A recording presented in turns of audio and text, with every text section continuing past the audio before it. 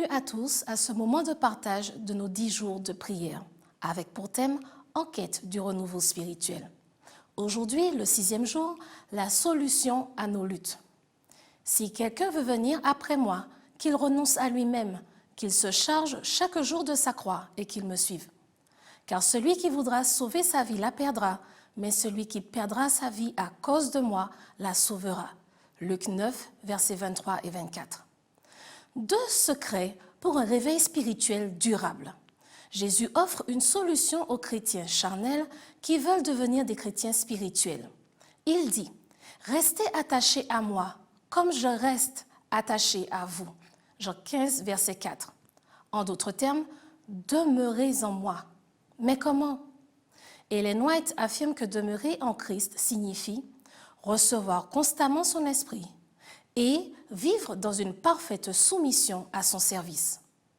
Cette solution divine en 2 parties mène non seulement au réveil, mais aussi à une vie chrétienne heureuse. Pourquoi? Jésus a dit « Je vous ai dit ces choses afin que ma joie demeure en vous et que votre joie soit parfaite. » Jean 15, verset 11. Franchir ces 2 étapes nous introduit dans l'expérience de Christ en vous, ou de sa présence dans notre vie quotidienne, et ce qui signifie que nous partageons l'espoir de sa gloire. Notre point crucial, nous demandons et recevons chaque jour par la foi l'effusion du Saint-Esprit, et nous soumettons chaque jour à Dieu tout ce que nous sommes et avons. C'est lui qui nous procure la joie. Le 1er jour, nous avons vu l'importance de demander le Saint-Esprit. Et le 3e jour, nous avons parlé de notre soumission. Aujourd'hui, nous revenons sur ces 2 étapes en mettant l'accent sur notre besoin de demander et de nous soumettre totalement chaque jour. Pourquoi devrions-nous demander le Saint-Esprit chaque jour? Il y a des années, j'ai lu l'histoire de gangster qui s'est converti au Christ. Il a sincèrement avoué toute son immoralité, ses méfaits, escroquerie, vol et d'autres crimes, et a ainsi fait l'expérience d'une formidable intervention divine. Dieu a complètement changé sa vie. Cela m'a impressionné. Je me suis dit que je m'en sortais bien dans la plupart des cas. Mais je n'ai pas vécu de telles expériences. J'ai donc prié, « Seigneur, je veux aussi confesser tous mes péchés connus et les péchés que tu n'as pas encore montrés. De plus, je me lèverai 1 heure plus tôt chaque jour pour prier et lire ma Bible. Je veux voir si tu interviendras aussi dans ma vie. » Loué soit Dieu, il est intervenu dans ma vie, non pas parce que j'ai gagné un certain mérite en me levant tôt, mais parce que je me suis placée chaque jour là où le Saint-Esprit pouvait venir à ma rencontre. Si un nouveau baptême du Saint-Esprit était une nécessité quotidienne pour Jésus sur cette terre, à quel point avons-nous encore besoin de cette puissance?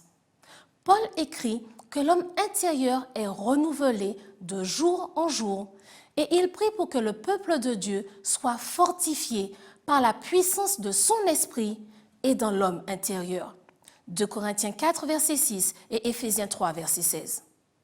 Et Ellen White offre cet espoir. Le Seigneur est plus disposé à donner le Saint-Esprit à ceux qui le servent que les parents ne le sont à donner de bons cadeaux à leurs enfants.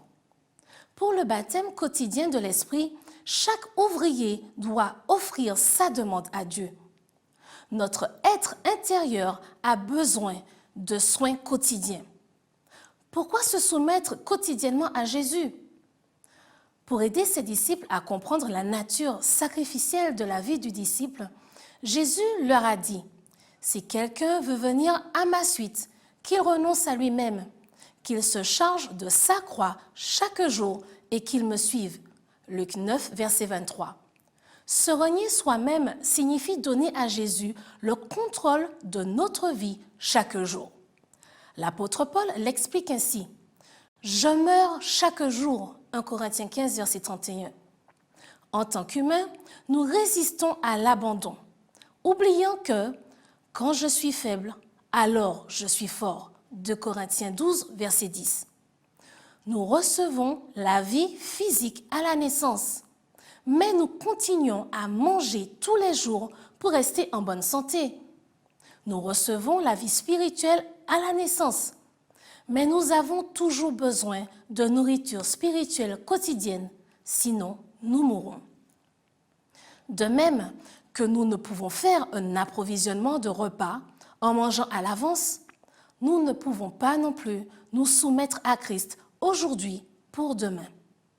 Ellen White révèle, aussi complète qu'ait pu être notre consécration lors de la conversion, elle ne nous servira à rien si elle n'est pas renouvelée quotidiennement.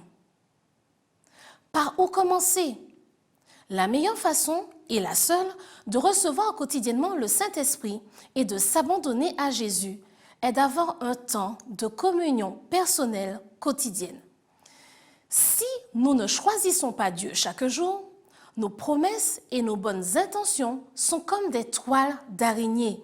Vous engagerez-vous aujourd'hui à partager avec lui la meilleure partie de votre journée?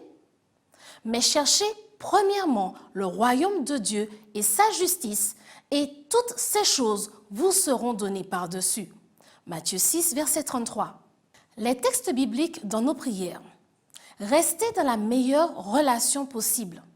Si vous demeurez en moi et que mes paroles demeurent en vous, vous demanderez ce que vous désirez, et cela vous sera accordé. Jean 15, versets 4 et 7.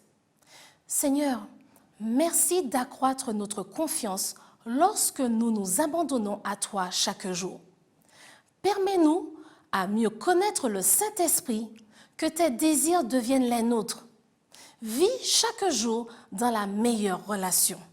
Si quelqu'un veut venir après moi, qu'il renonce à lui-même, qu'il se charge chaque jour de sa croix et qu'il me suive. Luc 9, verset 23. Mais cherchez premièrement son royaume et sa justice, et toutes ces choses vous seront données aussi. Matthieu 6, verset 33. Cher Seigneur, apprends-nous à te donner la première place en toutes choses. Montre-nous comment démarrer chaque jour avec toi. Amen.